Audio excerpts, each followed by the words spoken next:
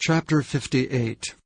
Cry aloud, spare not, lift up thy voice like a trumpet, and show my people their transgression, and the house of Jacob their sins. Yet they seek me daily, and delight to know my ways, as a nation that did righteousness, and forsook not the ordinance of their God.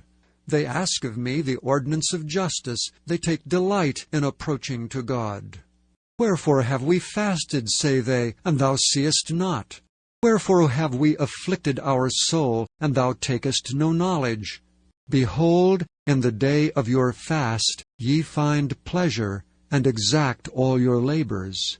Behold, ye fast for strife and debate, to smite with the fist of wickedness.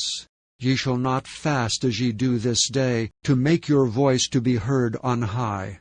Is it such a fast that I have chosen, a day for a man to afflict his soul?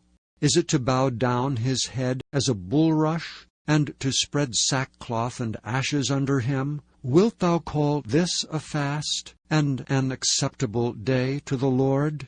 Is not this the fast that I have chosen, to loose the bands of wickedness, to undo the heavy burdens, and to let the oppressed go free, and that ye break every yoke? Is it not to deal thy bread to the hungry, and that thou bring the poor that are cast out to thy house? When thou seest the naked, that thou cover him, and that thou hide not thyself from thine own flesh. Then shall thy light break forth as the morning, and thine health shall spring forth speedily. And thy righteousness shall go before thee, the glory of the Lord shall be thy reward.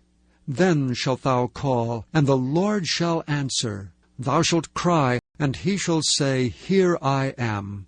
If thou take away from the midst of thee the yoke, the putting forth of the finger, and speaking vanity, and if thou draw out thy soul to the hungry, and satisfy the afflicted soul, then shall thy light rise in obscurity, and thy darkness be as the noonday. And the Lord shall guide thee continually, and satisfy thy soul in drought, and make fat thy bones.